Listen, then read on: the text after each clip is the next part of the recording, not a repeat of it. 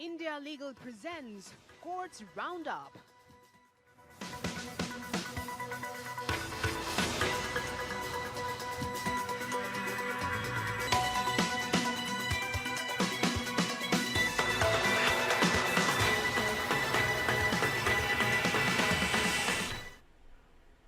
नमस्कार, courts roundup में आप सभी का स्वागत है। मैं हूं आपके साथ सपना। इस बुलेटिन में हम आपको सुप्रीम कोर्ट और हाई कोर्ट के तमाम बड़े मामलों से रूबरू कराएंगे।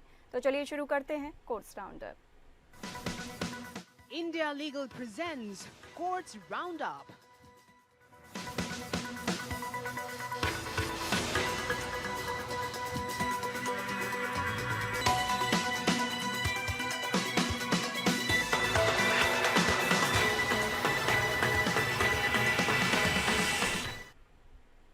सर्वोच्च न्यायालय ने जांच एजेंसियों को वकीलों को समन जारी करने के मुद्दे पर स्वतः संज्ञान लिया है। न्यायालय ने कहा कि जांच एजेंसियों को वकीलों को सीधे समन जारी करने की अनुमति नहीं दी जा सकती है, क्योंकि इससे न्याय प्रशासन पर सीधा खतरा होगा। सर्वोच्च न्यायालय ने कहा कि वकीलों को सीधे समन जारी करने से कानूनी पेशे की स्वायत्तता कमजोर होगी और न्याय प्रशासन की स्वतंत्रता पर खतरा उत्पन्न होगा। जब कोई व्यक्ति केवल एक वकील के रूप में किसी मामले में सलाह दे रहा हो, तो क्या जांच एजेंसी को उसे सीधे समन जारी करना चाहिए?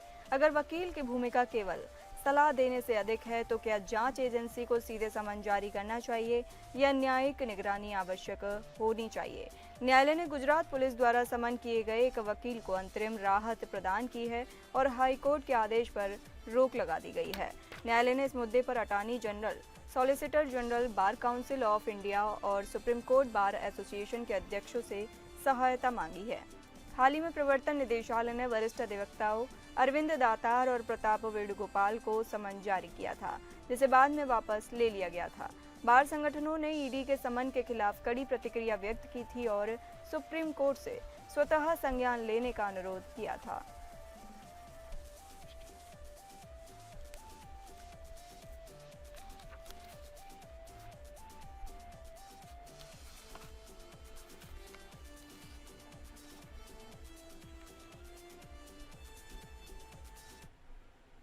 सुप्रीम कोर्ट ने पूछा कि रिपोर्टर जेल में लॉरेंस बिश्नोई का इंटरव्यू लेने के लिए कैसे पहुंचा। बता दें, यह सवाल पूर्व पंजाब डीएसपी गुरशेर सिंह संधू की याचिका पर सुनवाई के दौरान उठाया गया, जिन्होंने अपने खिलाफ जारी किए गए समन को चुनौती दी थी। पंजाब और हरियाणा हाईकोर्ट ने जेल में मोबाइल फोन के उपयोग का स्वतः संज्ञान लिया और एक विशेष जांच टीम का गठन किया। एसआईटी ने पाया कि पंजाब पुलिस अधिकारियों ने न केवल जेल के अंदर इलेक्ट्रॉनिक उपकरणों के उपयोग की अनुमति दी, बल्कि इंटरव्यू के लिए स्टूडियो जैसा माहौल भी तैयार किया। पंजाब सरकार ने 7 पुलिस अधिकारियों, जिनमें संधू भी शामिल थे, उनको निलंबित कर दिया और विभागीय कार्रवाई शुरू की।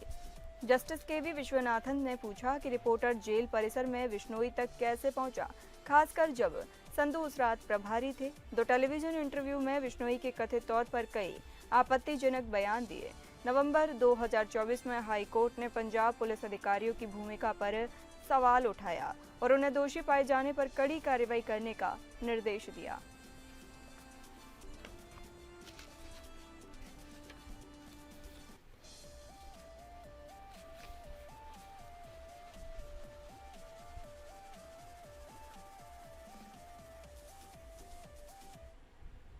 सुप्रीम कोर्ट में मद्रास हाई कोर्ट के फैसले को चुनौती। बता दें, तिरुचेंदर के अरुलमिगु सुब्रह्मण्य स्वामी मंदिर के विधायहार आर शिवराम सुब्रह्मण्य शास्त्री ने सुप्रीम कोर्ट में एक याचिका दायर की, जिसमें मद्रास हाई कोर्ट के फैसले को चुनौती दी गई है। हाई कोर्ट ने 7 जुलाई को होने वाले कुंभाभिषेकम समारोह के लिए सुबह 6 बजे से 6:47 तक का समय निर्धारित किया है, जिसे विधायहार ने अशुभ बताया है। हाई कोर्ट ने समारोह के लिए सुबह 6 बजे से 6:47 तक का समय निर्धारित किया है, जबकि विधायहार का कहना है कि शुभ समय दोपहर 12:05 से 12:47 तक होना चाहिए। सुप्रीम कोर्ट इस मामले पर 1 जुलाई को सुनवाई करेगा। हाई कोर्ट ने एक विशेषज्ञ समिति की सिफारिश को मंजूरी दी थी, जिसमें समारोह के लिए सुबह का समय निर्धारित किया गया था। समिति का गठन विधायहार द्वारा दिए गए 3 अलग-अलग पट्टों लाई के कारण हुआ था, जिसमें उन्होंने समय के बारे में अलग अलग सुझाव दिए थे। हाईकोर्ट ने कहा कि विदायहार की सुप्रीमेसी को तब तक संरक्षित रखा जाना चाहिए जब तक कि एक सक्षम सिविल कोर्ट इस मामले में निर्णय नहीं लेता।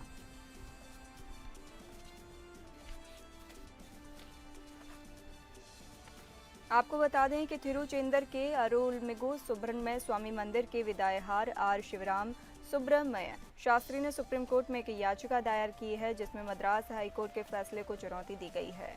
हाईकोर्ट ने 7 जुलाई को होने वाले कुंभाभिषेकम समारोह के लिए सुबह 6 बजे से 6:47 तक का समय निर्धारित किया है, जिसे विदायहार ने अशुभ बताया है। हाईकोर्ट ने समारोह के लिए सुबह 6 बजे से 6:47 तक का समय निर्धारित किया है, जबकि विदायहार का कहना है कि शुभ समय दोपहर 12:05 से 12:47 तक का होना चाहिए।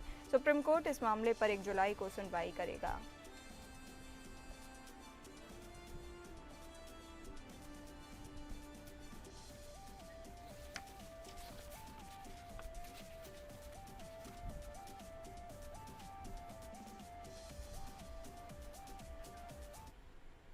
तेलंगाना उच्च न्यायालय ने एक महत्वपूर्ण निर्णय में कहा है कि मुस्लिम पत्नी को खुला प्रथा के तहत अपने पति की सहमति के बिना तलाक लेने का अधिकार है।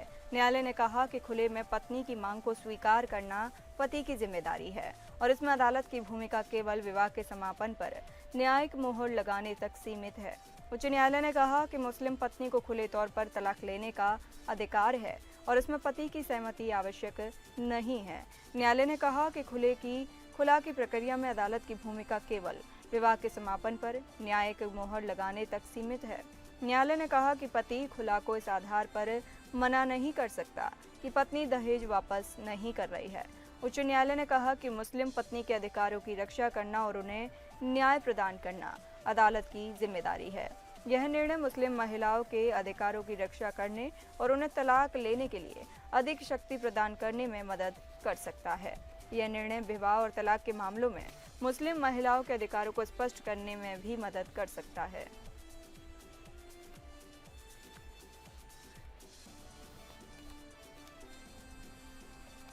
बताते चले कि तेलंगाना उच्च न्यायालय ने एक महत्वपूर्ण निर्णय में कहा कि मुस्लिम पत्नी को खुला प्रथा के तहत अपने पति की सहमति के बिना तलाक लेने का अधिकार है। न्यायालय ने कहा कि खुले में पत्नी की मांग को स्वीकार करना पति की जिम्मेदारी है और इसमें अदालत की भूमिका केवल विवाह के समापन पर न्यायिक मोहर लगाने तक सीमित है। उच्च न्यायालय ने कहा कि मुस्लिम पत्नी को खुले तौर पर तलाक लेने का अधिकार है और इसमें पति की सहमति आवश्यक नहीं है। न्यायालय ने कहा कि खुला की प्रक्रिया में अदालत की भूमिका केवल विवाह के समापन पर न्यायिक मोहर लगाने तक ही सीमित है। न्यायालय ने यह भी कहा कि पति खुला को इस आधार पर मना नहीं कर सकता कि पत्नी दहेज वापस नहीं कर रही है।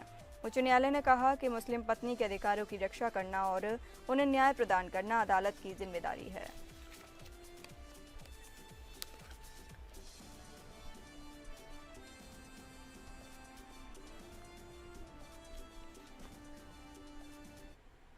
बॉम्बे हाई कोर्ट ने औरंगाबाद में अपने अधिकार क्षेत्र में स्कूलों और कॉलेजों के पास ड्रग्स और सिगरेट की बिक्री पर स्वतः संज्ञान लिया है।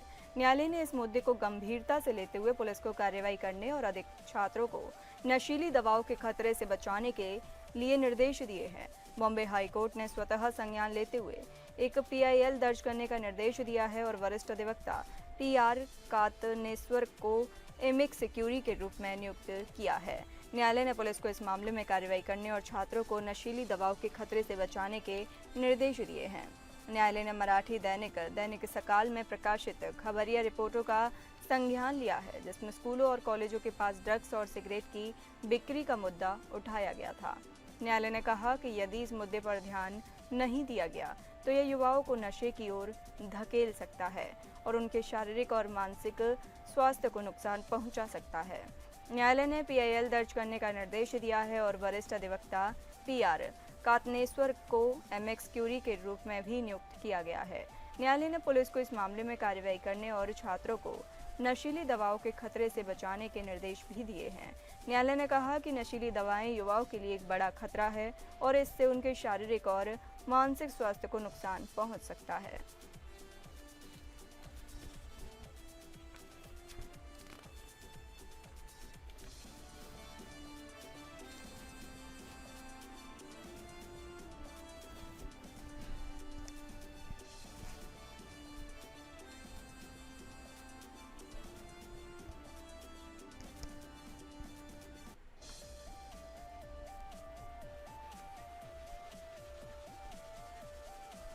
दिल्ली हाई कोर्ट ने कनाडा सरकार को भारत में स्थित संजय मदन और उनके सहयोगियों के बैंक खातों से 65 रुपये करोड़ 90 लाख की वसूली करने की अनुमति दे दी है। यह निर्णय एक हाई प्रोफाइल गबन और किकबैक मामले में कनाडा की अदालतों में चल रही कार्रवाई से जुड़ा है। दिल्ली हाई कोर्ट ने संजय मदन और उनके सह प्रतिवादी विधान मदन के भारतीय बैंक खातों पर प्रभावी रूप से रोक लगा दी है, जिससे वे आगे के आदेशों तक कोई लेन देन नहीं कर सकते हैं। कनाडा सरकार ने भारतीय सिविल प्रक्रिया संहिता की धारा 84 के तहत भारत में मुकदमा दायर किया है, जो विदेशी सरकार को भारत सरकार की पूर्व मंजूरी के साथ भारतीय अदालतों में मुकदमा दायर करने की अनुमति देती है। संजय मदन एक भारतीय मूल के तकनीशियन और ओंटारियो के शिक्षा मंत्रालय के पूर्व निदेशक को कनाडा में सार्वजनिक धन के गबन के लिए दोषी ठहराया गया था। उन्होंने 2011 और 2020 के बीच दो प्रमुख योजनाओं के माध्यम से 47.4 मिलियन कनाडाई डॉलर या लगभग 290 करोड़ रुपए की धोखाधड़ी की थी। संजय मदन को अप्रैल 2023 में 10 साल की सजा सुनाई गई थी और उन्हें पूरी धोखाधड़ी की गई राशि वापस लेने का भी निर्देश दिया गया था। न्यायालय ने इंडसइंड बैंक और आरबीएल बैंक को निर्देश दिया कि वे केवाईसी अनुपालन पूरा करने के बाद 65 रुपये करोड़ 90 लाख करोड़ कनाडा सरकार के खाते में स्थानांतरित करें। संजय मदन को खातों का उपयोग केवल इस राशि को स्थानांतरित करने और वैध चालानों के आधार पर कानूनी शुल्क का भुगतान करने की अनुमति दी गई है। न्यायालय ने सभी शामिल बैंकों को 6 सप्ताह के भीतर खाता जानकारी और लेन देन विवरण का खुलासा करने के लिए हलफनामा दाखिल करने का भी निर्देश दिया है।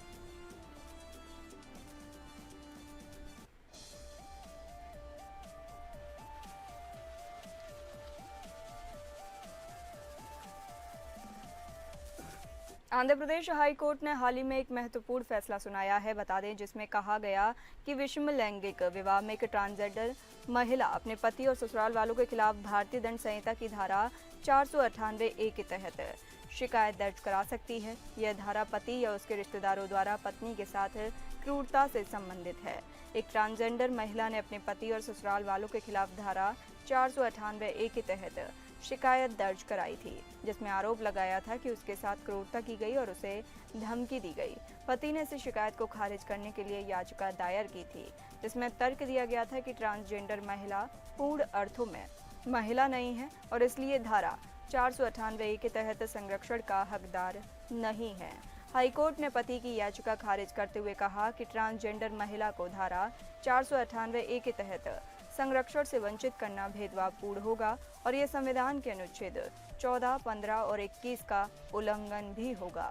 न्यायालय ने कहा कि केवल प्रजनन क्षमता के आधार पर ट्रांसजेंडर महिला को धारा 498A के तहत कानूनी संरक्षण के लिए महिला का दर्जा देने से इनकार करना भेदभाव को बढ़ावा देना है और संविधान का भी उल्लंघन है। ट्रांसजेंडर महिला का अधिकार। न्यायालय ने स्पष्ट किया कि विषम लैंगिक विवाह में एक ट्रांसजेंडर महिला को धारा 498A के तहत संरक्षण प्राप्त है। भेदभाव का मुद्दा। न्यायालय ने माना कि ट्रांसजेंडर महिला को धारा 498A के तहत संरक्षण से वंचित करना भेदभावपूर्ण होगा। संवैधानिक अधिकार। न्यायालय ने कहा कि ट्रांसजेंडर महिला को संविधान के अनुच्छेद 14, 15 और 21 के तहत अधिकार प्राप्त है।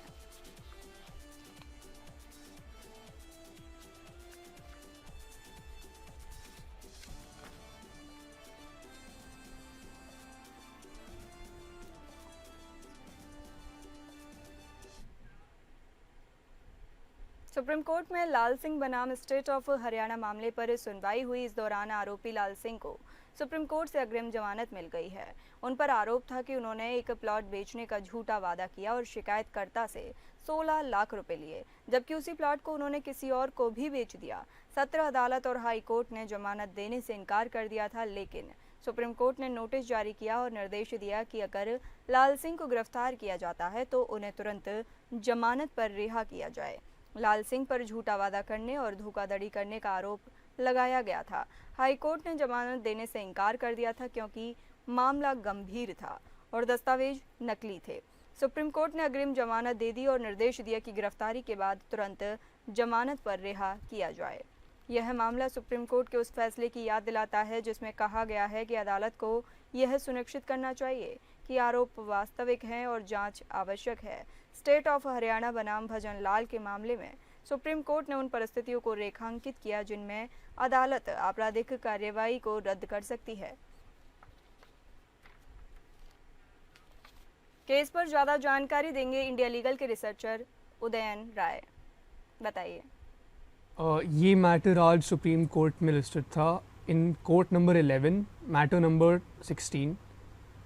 इस केस में Lal Singh versus State of Haryana का बैकग्राउंड ये है कि लाल सिंह ने एक कपल को अप्रोच किया जिनका नाम था पूनम देवी और ईश्वर सिंह, और उनको ये बोला कि मेरे पास एक ये प्लॉट ऑफ लैंड है जो कॉस्ट कर रहा था 42 लाख्स, बट मैं आपको ये 46 लाख्स में बेच दूंगा, और उन्होंने उसकी अग्रीमेंट टू सेल भी उनको दिखाई। बट जब उन्होंने ये सेल करने का ऑफ़र दिया तो उन्होंने ये बोला कि आपको एडवांस में 16 लाख रुपीस देने होंगे। तो पूनम देवी ने वो 16 लाख रुपए 8 लाख कैश में दिए और 8 लाख चेक में दिए, और ये लाल सिंह ने रिसीव कर लिए। इसके बाद ये पता चला जब पूनम देवी ने थोड़ा इन्वेस्टिगेशन किया अपने एंड पे कि ये जेन्युइन है या नहीं है, तो पता चला कि ये जो प्लॉट ऑफ लैंड है वो सेम डेट पर 2 और लोगों को बेचा जा चुका है और उनको भी सेम डॉक्यूमेंट्स दिखा के बेचा जा चुका है। तो उन्होंने पता किया तो ये सामने आया कि अग्रीमेंट टू सेल के ऊपर एक राजेश देवी का नाम लिखा हुआ था। जब राजेश देवी से पूछताछ की तो उनको पता चला कि ये तो उन्होंने सेल किया ही नहीं, कभी ऐसे डॉक्यूमेंट्स कभी बनाए ही नहीं गए। लेकिन उसके बाद जब ये सामने आया कि लाल सिंह ने शायद फॉर्ज किए हैं डॉक्यूमेंट्स और ये फ्रॉड का केस है, तो एक FIR रजिस्टर कर दी गई अगेंस्ट लाल सिंह, FIR नंबर 35। लाल सिंह के साथ एक उनके साथी भी थे जिनका नाम था सुनील कुमार। तो जब ये केस नारनौल के कोर्ट में पहुंचा, डिस्ट्रिक्ट कोर्ट में, तो वहाँ पे उनका बेल रिजेक्ट कर दिया गया। फिर उसके बाद 1 महीने के अंदर ये case Punjab and Haryana high court पहुँचा, जहाँ पर उनकी बेल को दोबारा रिजेक्ट कर दिया गया। लेकिन सुनील कुमार, जिनकी इन्वॉल्वमेंट इस केस में थोड़ी ज़्यादा सीरियस थी, उनको जेल हो गई, उनको भी बेल नहीं मिली। फिर आज 25 जून ऑनरेबल सुप्रीम कोर्ट में ये मैटर लिस्टेड था। डबल बेंच थी जिसमें ऑनरेबल जस्टिस KV विश्वनाथन और ऑनरेबल जस्टिस NK सिंह थे। तो उन्होंने सीधा सवाल किया काउंसिल फॉर द पिटिशनर से कि आपके पास सबसे ज़्यादा स्ट्रॉन्ग आर्ग्यूमेंट कौन सी है। तो काउंसिल ने ये जवाब दिया, सर, कि ये केस जो है वो SLP क्रिमिनल के अंदर लिस्टेड होना ही नहीं चाहिए। SLP stands for special leave petition. ये मैटर एक सिविल मैटर है, प्रॉपर्टी के रिलेटेड मैटर है, तो ये सिविल में आना चाहिए, क्रिमिनल में आना ही नहीं चाहिए। और जजेस ने ये नोट करते हुए और केस की सीरियसनेस को और लाल सिंह की इन्वॉल्वमेंट को मद्देनज़र रखते हुए ये ऑर्डर पास किया कि लाल सिंह को एंटिसिपेटरी बेल ग्रांट की जा सकती है, और लाल सिंह के फेवर में ऑर्डर पास हो गया। बहुत शुक्रिया उदयन राय, आपने ये जानकारी हमारे साथ साझा की। आइए अब इंडिया लीगल वेब रिपोर्टर से समझते हैं कि हेट स्पीच पर सुप्रीम कोर्ट के क्या दिशा निर्देश हैं।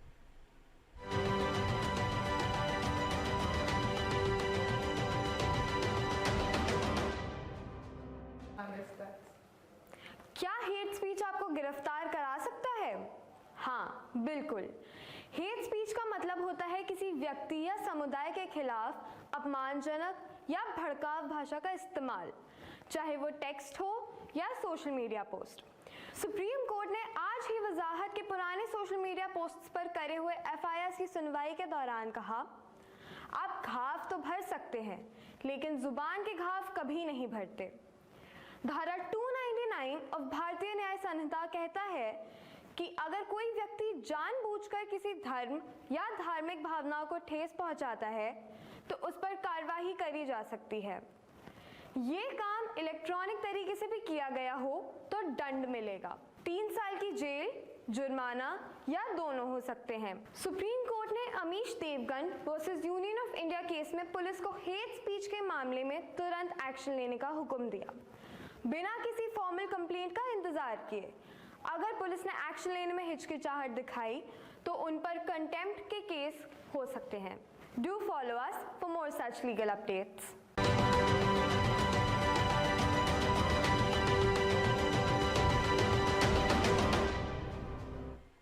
फिलहाल कोर्ट्स राउंड अप के इस बुलेटिन में इतना ही। नमस्कार। India Legal presents Courts Roundup.